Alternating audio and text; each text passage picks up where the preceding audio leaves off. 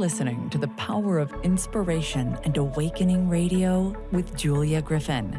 To master a higher frequency for new state of mind. Once you walked in a forest of splendor in which everything you did and everything you thought was aligned.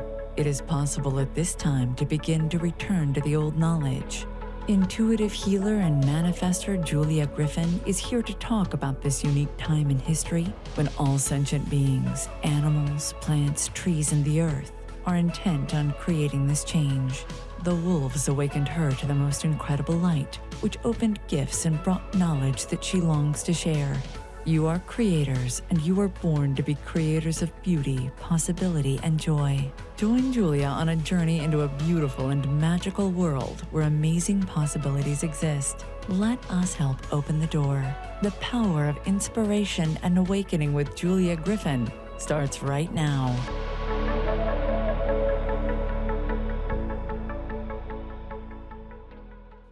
Hello, everyone. I'm Julia Griffin, and you're listening to The Power of Inspiration and Awakening on Transformation Talk Radio. Stay with us for the next hour, and let us help you raise your consciousness and your state of mind. Today, we're talking with such a special guest, Jill Mattson. She makes exquisite music. She's an expert on sound and musical frequencies, and she's going to tell us about this type of music, how it reflects something in nature and angels and stars and all the things that are already there that are giving out those vibrations, and how we can bring them into our world to heal ourselves. So let me tell you about Jill. She's an author, artist, musician, and widely recognized expert and composer in the energizing field of sound healing. She's written 4 books and produced 7 CDs, combining intricate sound healing techniques with award-winning musical compositions, Deep Wave Beauty, Best New Age CD, Silver Award, the CD featuring intriguing magical tracks using ancient and modern techniques with sound and energy and special healing frequencies for profound benefits. Jill lectures throughout the United States on ancient sounds and modern healing, revealing an exciting journey on the healing power of sound. She unveils secrets from ancient cultures and modern scientific research, and this is fascinating. You can listen to some of her classes on her website, just little snippets, showing the incredible potential in over 20 years study of ancient civilizations and secret societies in her music, lectures, workshops, and writings. Available on her website are videos, articles, research, and free MP3s of her sound healing compositions. And I'm going to let you tell them about those frequencies, but they have star energy, Fibonacci, and nature tones. Her website is www.jillwingsoflight.com. So welcome, Jill. It's wonderful to have you here. Thank you, Julian. Thank you, everybody who came to listen. Let's light up your world with music. It's accurate, it's powerful, repeatable, inexpensive, and what a delightful way to change who you are. So I'm curious, were you always interested in music? Did it become a passion or a calling, or was it just like something you kept coming back to? With music, I started about 3, and I just had music as integral part of my life. So if I go through a bad patch, I need to play it out. It's like my negativity gets stuck in my tissues and bones, and through the music I'll kind of like massage it out. So no earth-shattering event. It's always kind of been like a third leg for me. It stayed with you no matter what you did. Yeah. And music is really important. I had a grandmother that played the piano and the violin constantly when I was a child. And I can remember how everything would take on depth, like I've become more aware of how the sunlight was moving and things like that. So I'm wondering, what inspired you to begin writing songs about flowers and stars and the planet? I would say personal experiences, and also a love of mysticism. For the personal experience, I think the greatest love I've ever felt is from a tree. and I'm quite the geek. So I remember reading very early on the works of Joel Sternheimer, a French physicist. Joel was able to measure the frequencies of amino acids. If you've ever seen like the picture of blood that's live, it looks like a jellyfish blob. Right. So you're going to have, diameter, width, and also the rate in which it contracts and the distance at the high and the low. Needless to say, with that data, by observing live things in your body, you can come up with the frequencies. Now, the amino acids in a plant or anywhere, they're building blocks. Mm-hmm. And he found that, let's say, one type of grain, the frequencies played O Solo Mio. And he listed a bunch of well-known plants, and when he scientifically measured their amino acids, they were songs. So I imagine that that musician was in a field near a plant in a dreamy state, and although it was not in his hearing range, he kind of resonated with this particular plant. And I think all artists, musicians, myself certainly included, at times we think, oh, well, look what I did. But I think more like we're antennae. Everyone is actually, and we resonate with things, and just because we can't hear or see them, then we credit ourselves. But to me, time itself has frequencies, and so there's different eras and epochs that are going to have predominant frequencies coming in from star patterns and nature. And as time goes on, civilizations are going to change, an emphasis in this or an emphasis in that. Mm-hmm. And I love antiquity and I channel, so I get a lot of information on how things were done. But I also love physics and I like math and love science. So, with that end of tools, you can measure many aspects of star sounds, just physics. You can come up with an orbit frequency, a spin frequency, let's say from the Earth's ionosphere, which is like, think of it like a little sound envelope around the Earth. You can get the frequencies of stars from NASA and satellites. And you can also correlate frequencies to everything that is, periodic chart of elements. So Mm-hmm. you can even listen to frequencies and then correlate them and see what the components are. Right. It's So let me recap. Everything can be measured in a numerical sense, but what you're really measuring is the frequency of that being, if we could call a flower or star a being or a tree a being, which I certainly think that they yes, are. So if we go a little deeper into that, you're also saying, let's just take an easy example. We all know the light is different in the winter than it is in the summer. And so you would get a different reading that we yes, feel differently when it rains a lot or when it's dry. And those yes. are all different readings. So if you can sort of go between the different readings and find a harmonious point and you play that, then we naturally align with the harmony that the planet is emitting. Absolutely. And the ancients did this methodically. The ancient Egyptians, the ancient Chinese, like the emperor in China would, because they understood that the solar system moves. So they would tweak their tuning note and they would have their nation harmonize with the skies to become powerful. And they had laws and regulations. Egypt did the same thing. Almost all ancient cultures took into account the weather, the seasons, the time, the big star patterns, and also they analyzed the small. They analyzed the flowers, the five-pointed flowers, the four-petaled flowers, and they, through meditation or perhaps hand-me-down information from very evolved beings, they would equate healing with five or healing with four, or Right. because really when you look at one flower versus another flower, let's say they have a different number of petals and colors, every flower feels like a blessing, but a different one. Mm-hmm. So when you need cheer, go for a daisy. When you need love, go for that rose. And Right. those were Go for tools. Yeah, because I found that out too when I studied herbology, that like the blue flowers were very powerful cleansers and changers for the body. And every single different color, even if it was the same species of plant or the same family of plant, would be a more accurate way of saying it. They would be different because of the color. It's a different vibration to the body. And you can count the cycles per second of red light, orange light, yellow light, and transpose that into sound.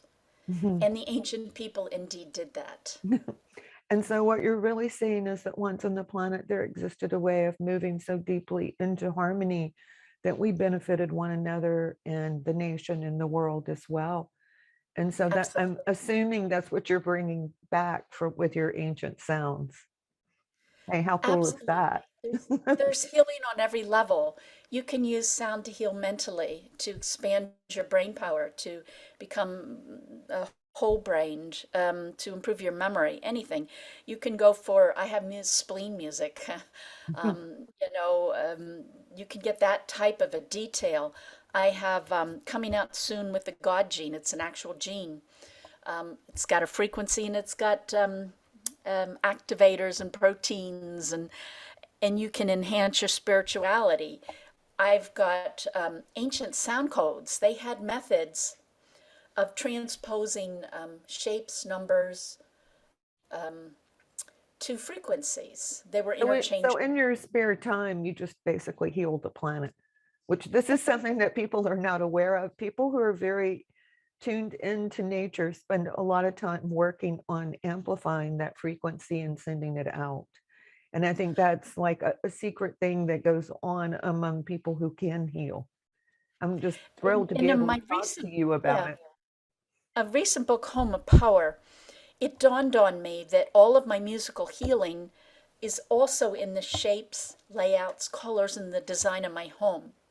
So I took that healing of the skies, healing of the music and the flowers, and I translated it into how you lay out your house, where you put your bed. And I got also into earth currents and Okay, now wait, I saw that you have a whole CD series that's for getting your home adjusted, right? right. And so you're going to be on earth currents and you can detect them with dowsing and radiathesiology and coming into smaller and smaller currents. So even if you do something like uplift your own home, Hmm. there's going to be people down current from you. It's like you're healing a river that's polluted and everything you touch becomes beautiful and pure, but all that purity will flow downstream.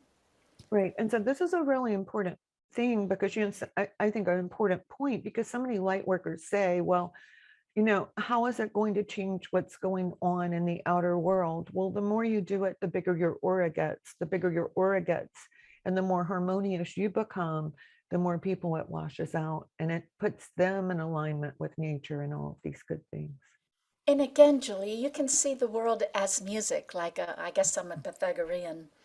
And if you look at music, the numbers underneath music on the piano, it's exponential. In other words, a low octave. Maybe there's 2 cycles per second in between bum bum an octave. Whereas if you go higher, maybe there's 1,000 cycles per second in between an octave. So let's say you, beautiful light, you're a 500 cycles per second, and because of your work, you go up to 550.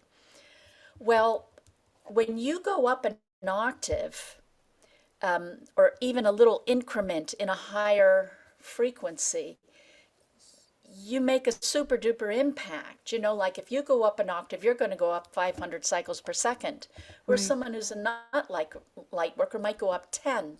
So when you're simply doing your path, your work, being loving, your aura, listening to beautiful music, sharing, doing all these things on my site for healing yourself and others, you're going up exponentially. And it makes a huge difference. It's like I like to think of the Earth's enlightenment like a game of risk, numbers win. I love that. I love it. So we need to go to break. I want everyone to know we've been talking with Joe Mattson about music and frequencies that will help with your healing and your alignment with your higher self, which is where all the magic is. So when we'll come back, we'll talk more about healing tones, nature, and how you can hear this translated into music, and all you have to do is listen to get that higher vibration. So let's go to break now.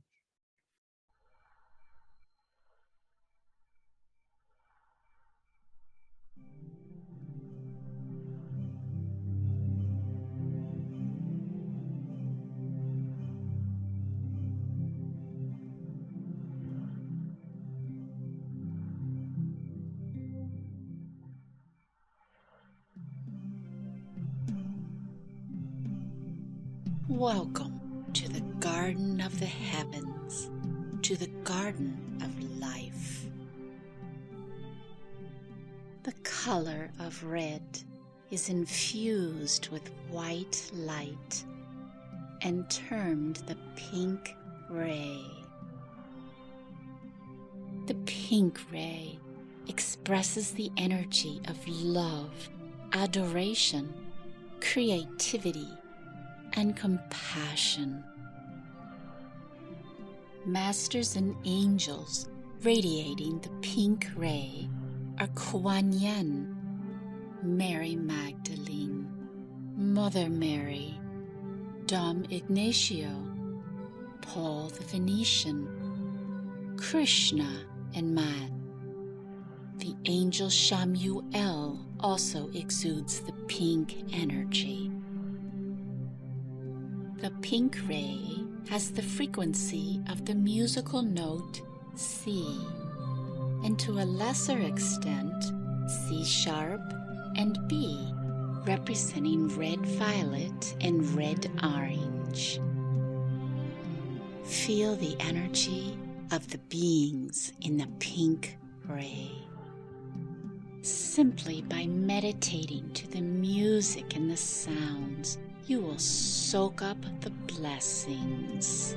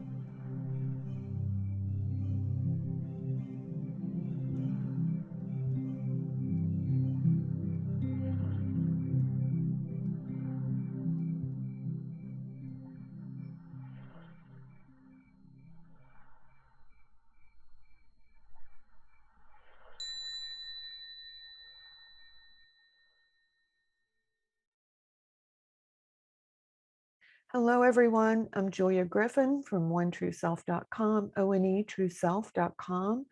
I'm excited to be talking with Joe Mattson about healing frequencies, how you can heal yourself with music, and how she translates things in our natural world from ancient and modern times into a medium that we can all use by just listening.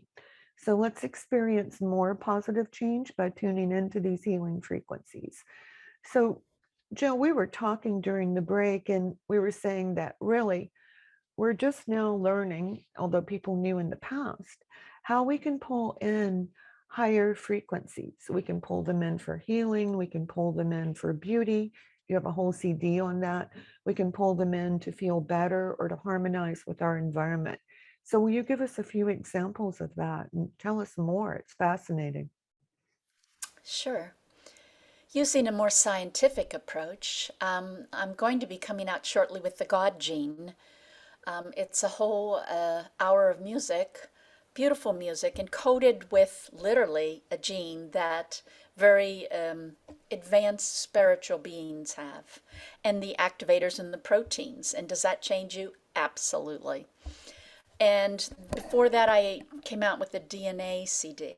And again, you can measure the nucleotides, and then your body likes accurate frequencies. So to get accurate harmonics, I have software to build more natural sounds into the digital format. And I have music with ancient methods of taking out negativity. I can't think of anything more appropriate in our world today.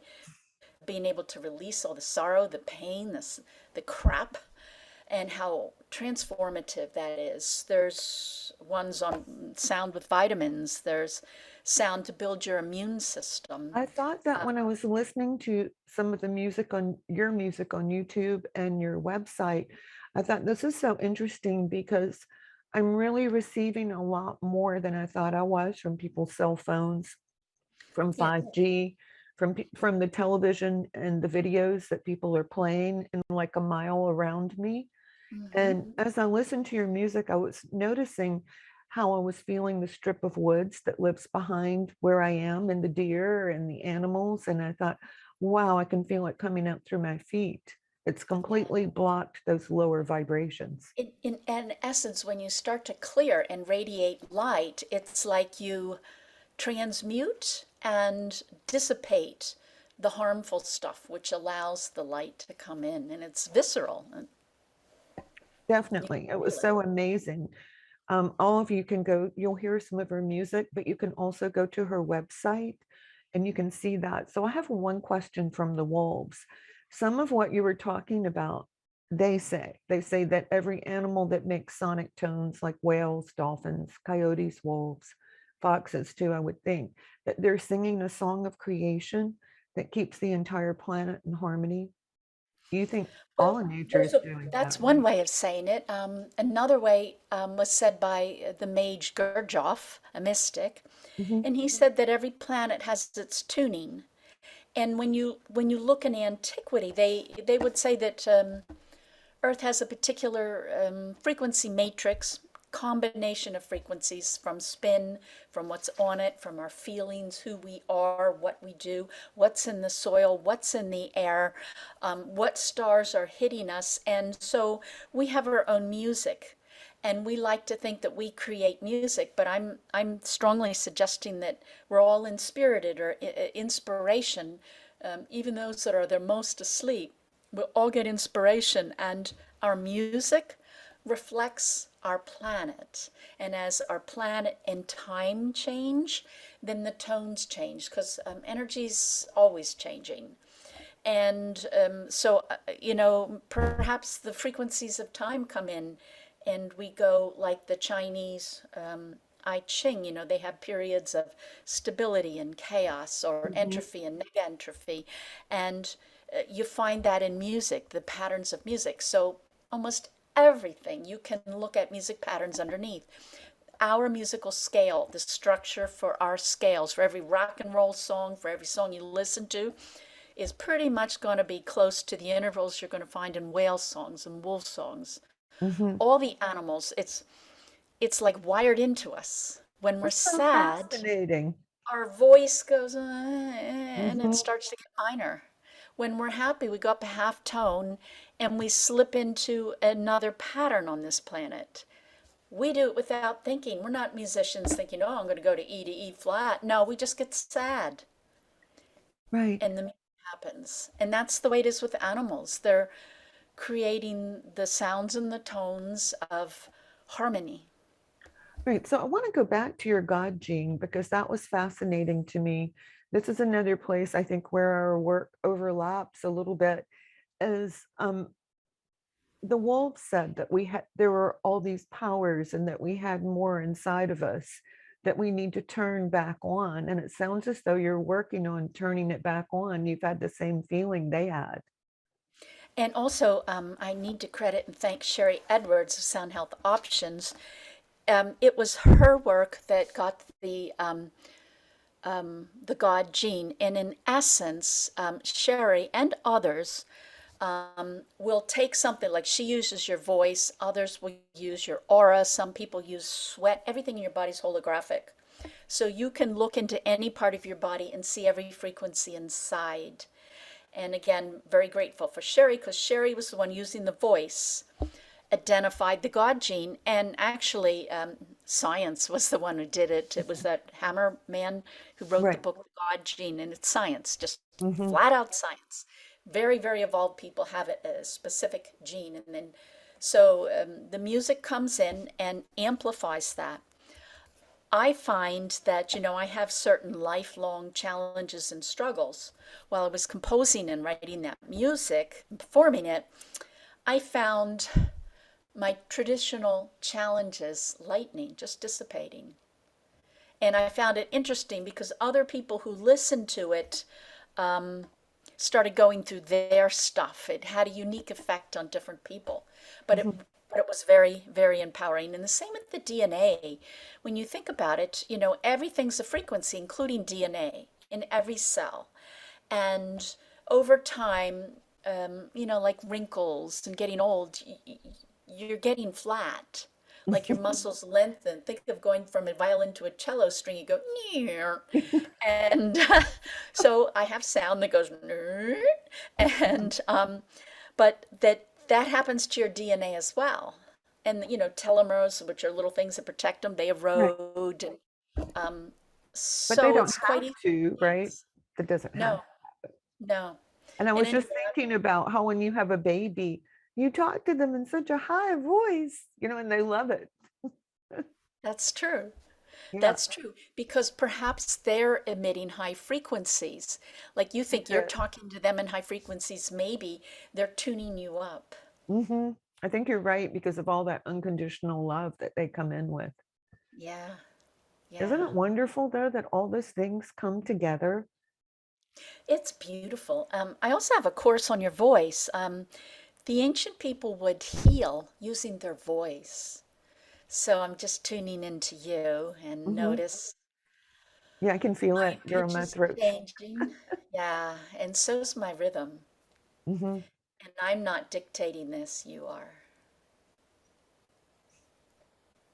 And it's Voices healing are. for you because that's what your body asked for. And it also begs the question to me that our bodies are conscious Mm-hmm. and they're really smart and they're aware that we're not aware of them, but we're not aware of them for the most I part. think that comes back to what you were saying about vibrations, that by sending your body vibrations, let's just say, for example, my liver says you had too much coffee. Well, I can think about my liver functioning perfectly and eating alkaline food, and it starts to straighten itself out, but I haven't really done anything. I've just Absolutely. listened to it. Absolutely. And again, I have a CD that tunes all the organs in your body. And And what what I is found, that? What is the it's called CD so people Deep can? Wave Body Healing.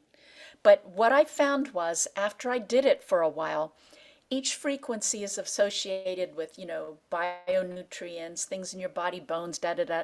But also each frequency is associated like in an emotion octave. So just simply doing that music over and over again, I memorized quickly what each organ feels like. So, like my spleen that can be stressed when I'm fighting off something, I know what happy spleen feels like because of the music. And so I'm fighting a cold. I go into that happy feeling that I get from the spleen, Mhm. and I just start to master my body or tune it up. But I use the music to teach me. I think that's wonderful. We've been talking with Joe Mattson about how musical frequencies can heal the body and boost immunity and many, many other magical things. And when we come back, we'll talk even more about this and you'll learn how it works and how you can use it in your life and why raising your vibrations is so important to everyone. So let's go to break now.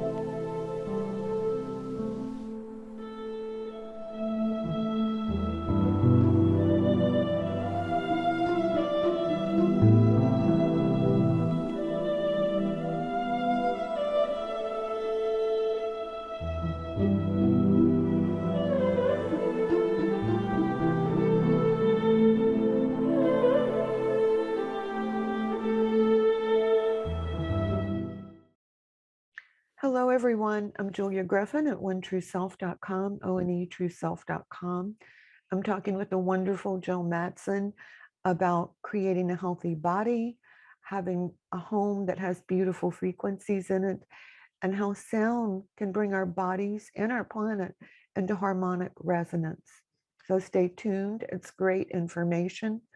For our listeners who want to know more about Jill, you should go to her website, www.jillwingsoflight.com, or just type in her name, Jill Mattson, on YouTube to hear her beautiful tones. She also offers a whole lot of free MP3s and tons of information. It's like a whole instructional, educational website. So give it a visit. So, Jill, one thing I'm really curious about, because I think we all love angels. Tell us about how you hear the angels and you transcribe that into music. Well, I'm very fortunate in that I've seen them and I leave my body, so I've worked with them and channeled them.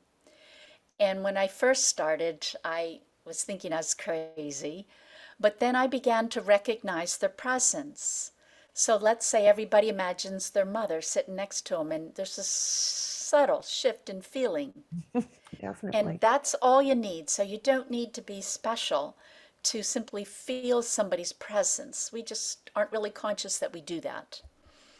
And when I started looking into antiquity, they had this concept all over the globe that God was all one at one time, and then he kind of like divided to know himself and became more and more divided. And almost every religion had a method of like taking his first division and putting it into sound.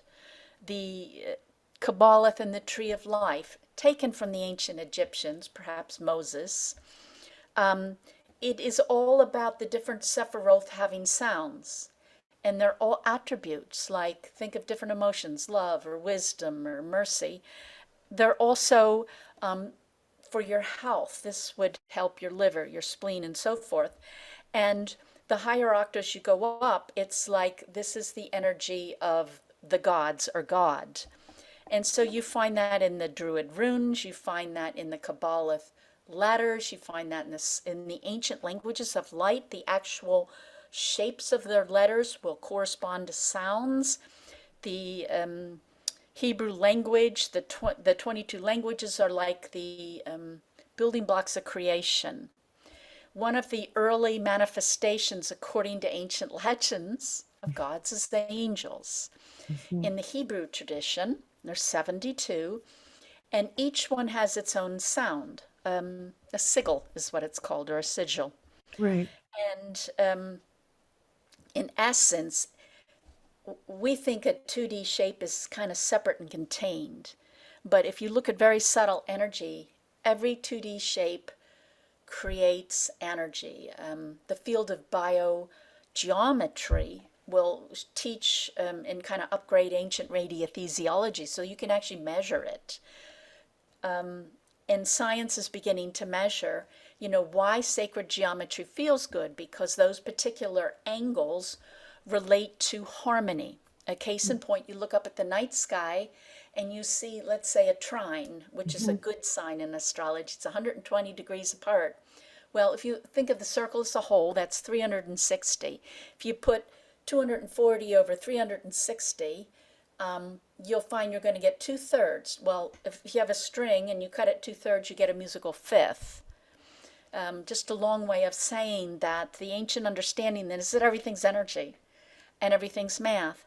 So we're talking about harmony, and we're talking about harmony in everything.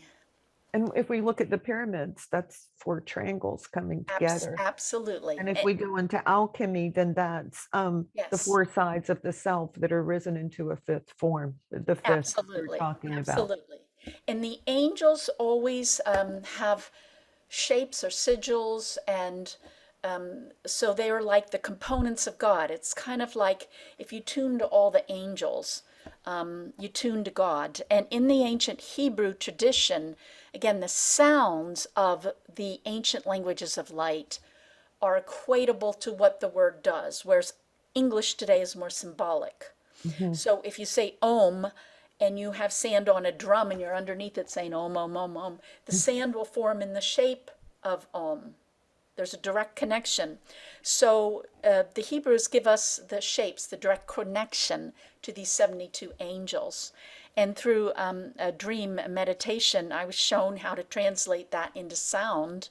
So I have the sound codes. I've added frequencies into the shapes and the sounds of their names. That's a whole separate music collection called Names of God or Sounds of God, something like that. And so it takes all the geometry or the key codes or the portals or the sounds that connect you or resonate you with higher beings. I'm adding the sound component to the ancient sacred geometry. And then, I just add things on top, like I'll add, if it's an angel's with a certain element, I'm playing it. With a certain crystal, I'm playing it. With a certain flower, I got the frequency. And I add these in so that by listening, right through the whole CD, it's pleasant. I wouldn't call it music. It's very pleasant sounds, more like, think of wind chimes. Hmm. It's an incredible uplift. Right. And I'm thinking as you're talking, you probably have enough sounds in there. For me, I like a smoky quartz to keep my computer running well. That's me. It doesn't mean that that works for everyone. It means that the energy that I emit needs that for grounding. But you're saying you have such a mixture of sounds and so many different waves that wherever you are, you can tune into that. And I also feel like that brings us back to such a great point that you're making. When you said, is your mother with you? Is an angel with you? Is your body healing?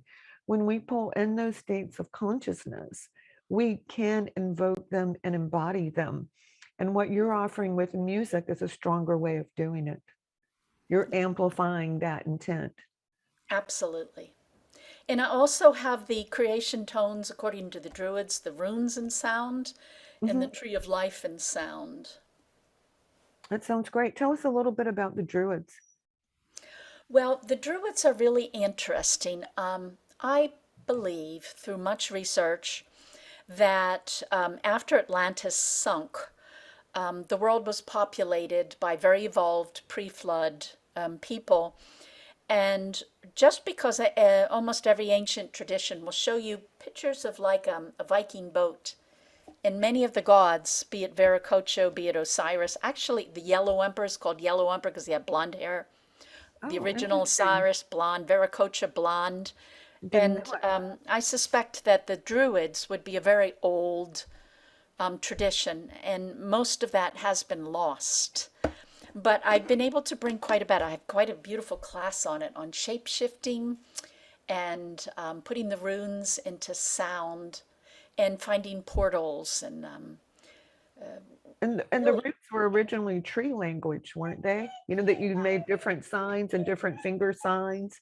So if you were a druid, you actually talked, you could do a whole secret language with your hands that was absolutely. tree And just language. think, the mudras in the Hindu, they're Mm.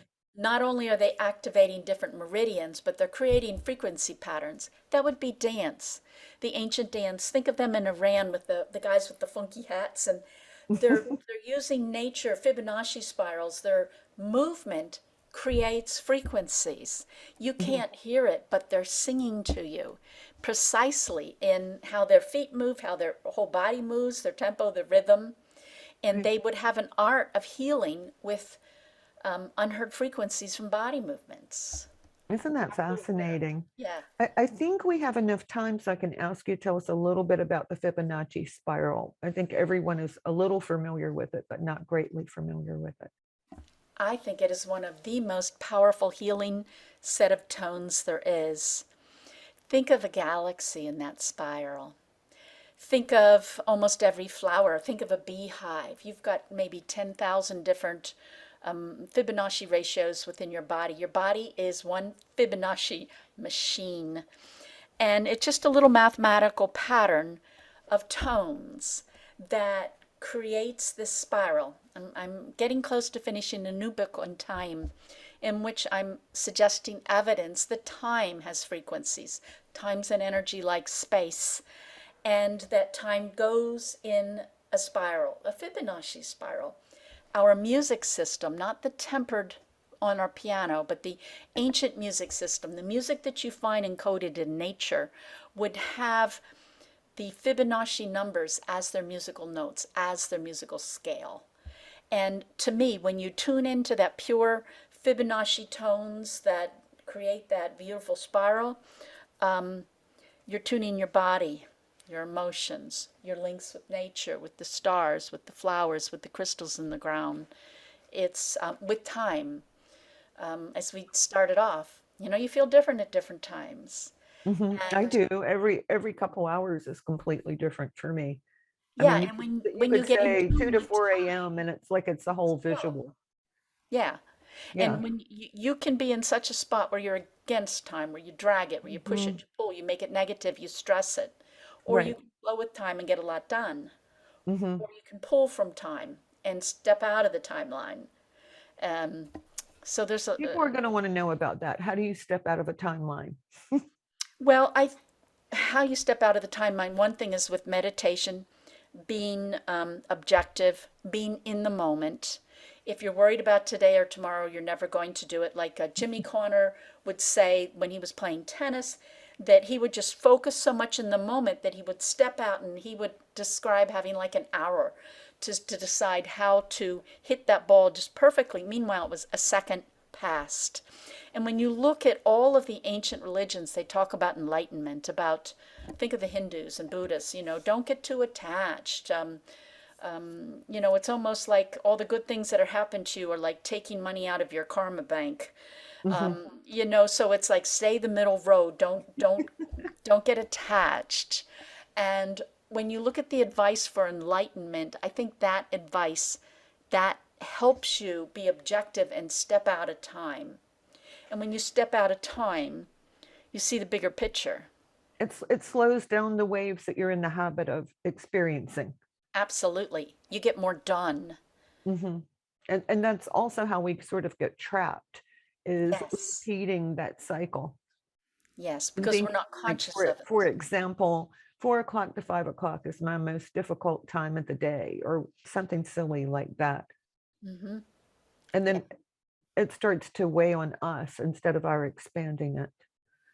And I don't know what you think about this. I sort of think of enlightenment as something that goes on and on, like, I don't know, like infinity, because evolution should continue, right? I would understand that. And my understanding is that, beings like Jesus and Buddha continue to evolve. Yeah. I use the analogy like, we're in grade school maybe on Earth, and that's probably complimentary. But anyway, Yeah, probably so. and when we ascend, it's like we've mastered all the tones, all the colors, all the energies. I'm saying the same thing.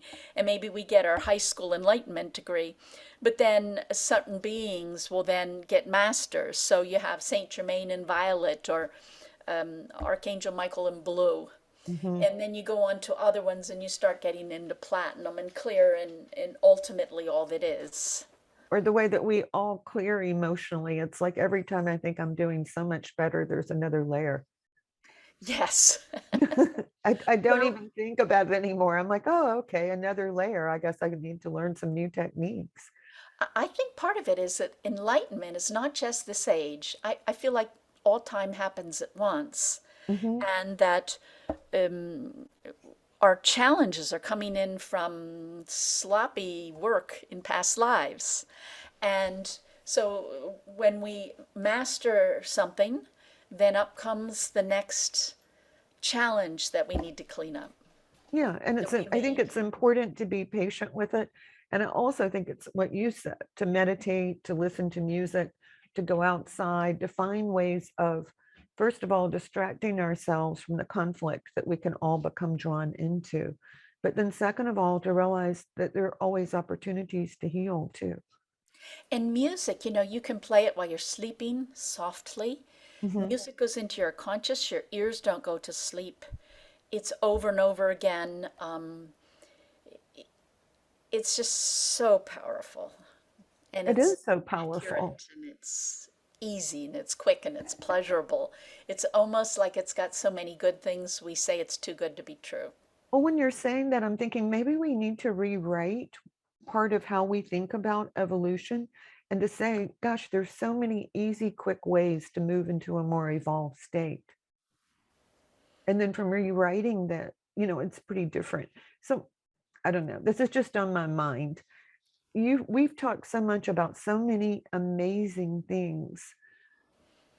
Do you think that nature is part of the really big magic that's in the universe? I know I do. Absolutely. And it's Yeah, hard to say whether the magic begot nature or whether nature begats the magic. I know. And I think that's one part we haven't gotten to yet. One of the things that we're really talking about is there is this very great and beautiful magic comes from the planets. Sometimes it heals us, sometimes it limits us, sometimes we grow, sometimes we get static for a while. But it's a big, big magic. And if you start to recognize that it's there, you have more and more opportunities to find it. And again, for those who don't like the word magic, I would use quantum physics, Oh, great. science that Perfect. we don't understand yet, though magic's a more fun term. But Hmm. I'm right now working on a musical astrology program. And without a shadow of a doubt, you can buy the frequencies of the day. You buy them, and you'll find out that the frequency of zinc's coming in. And that's a good day for people with a cold. People who don't need zinc don't notice. But Right. from the movements of the planets comes in moving energy, and it challenges and tweaks us. Hmm. And we're very much a part of this cosmic universe or universe, one verse. Right. It comes in and it changes us, and each challenge is, I believe, meant to make us grow. I It's meant to make us stronger and more I beautiful. think so too. And we can see that all the time. Sometimes in Mercury retrograde, it's not so bad depending on what your sign is. But let's say you're a fire sign, you're going to feel it more than someone who's, say, earth. But if it's a retrograde in earth, you'll feel it more than someone who's in fire.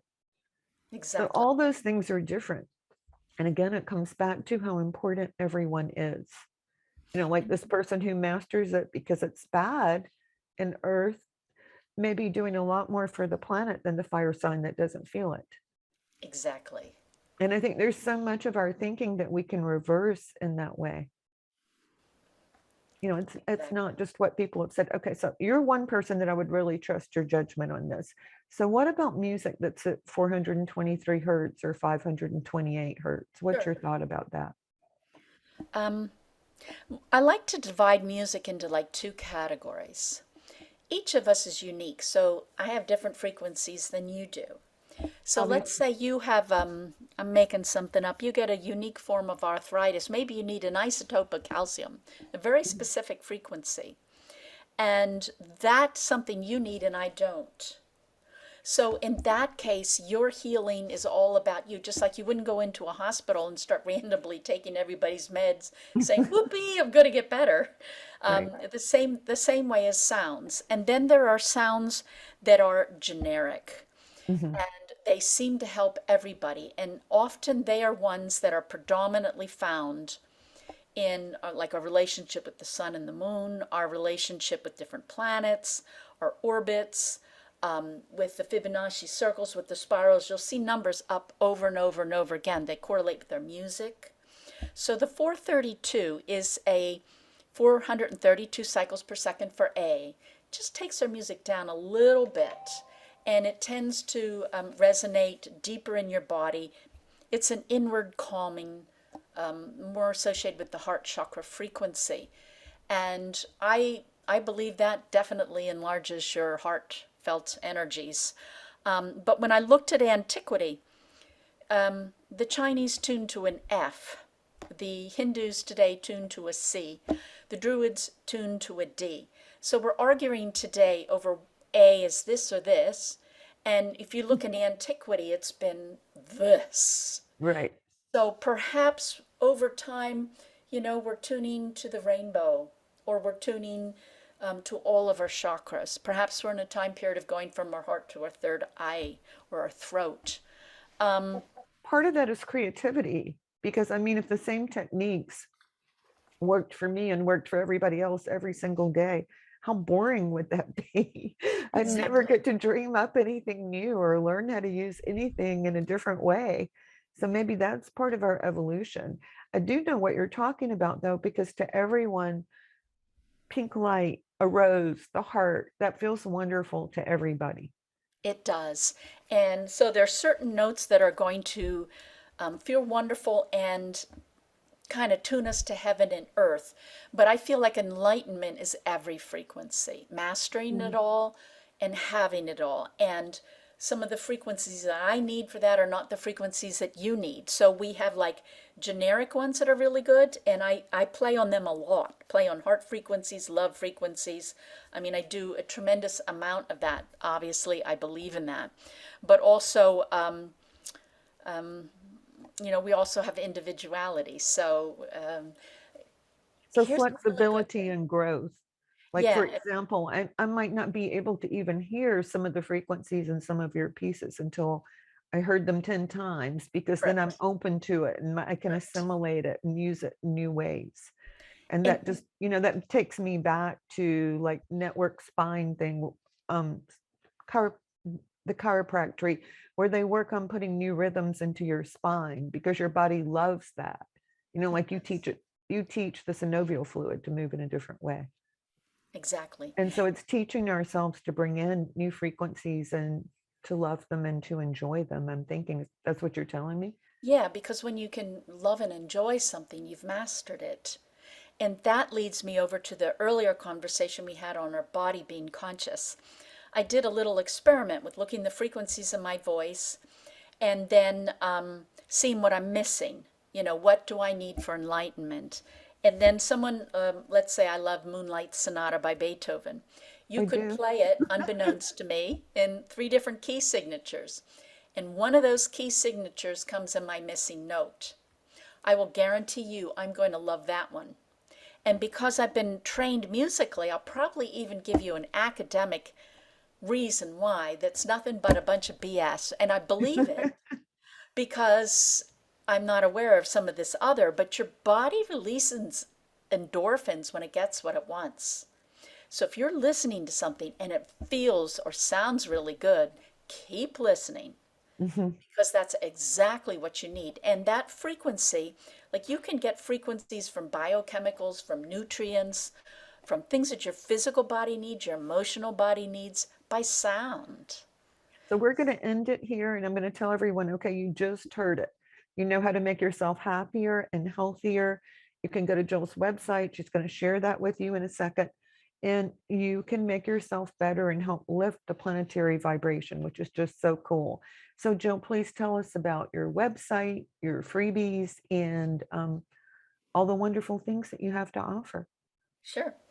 At Jill's wingsoflight.com, there's a free stuff tab which has a lot of samples and videos, and you can sign up to my newsletter. When you sign up to my newsletter, I give you about, I don't know, 7 or 8 CDs with the different sampling. Also, on the free tab, again, working in conjunction with Sharry Edwards, are the frequencies for defense. She watched the body become disabled in virus, so the coronavirus in specific, though it would help with other viruses. And there's the frequencies of building your immune system right back up to defend itself. And then I have a lot of musical instruments and like crystal tuning forks. But if you go to that section, there'll be hours of training on how to use those tones, how to use that tool. And then I have classes in ancient Egypt, Atlantean, sound healing, changing your voice, the Druids, all kinds of things, maybe 20 classes. And Yeah, they're it's all really fun. So all of you who are listening, go to her website and find out more. So I want to thank everyone for tuning in to the show, the Power of Inspiration and Awakening show, where you can experience a higher vibration and a new state of mind. Please join me on the second and fourth Wednesdays of every month at 12 noon Eastern, 11 Central, and 9 a.m. Pacific. If you want to find me, I'm at onetrueself.com. You can sign up for my newsletter. So have a wonderful week, and we'll see you back here next time. Thank you for being with us. Thank you for listening to the Power of Inspiration and Awakening Radio with Julia Griffin to master a higher frequency for a new state of mind. Join us next time as Julia takes us deeper into the memory of the moments of light where transcendence and enlightenment emerge. The memory of the jewel of consciousness is always lived within you to tap into waves of energy and create huge changes by imagining the beauty of the vision and desires that are hidden in the heart. Learn to find your way back to nature, beauty, and your own heart, which holds the secrets of your existence and future.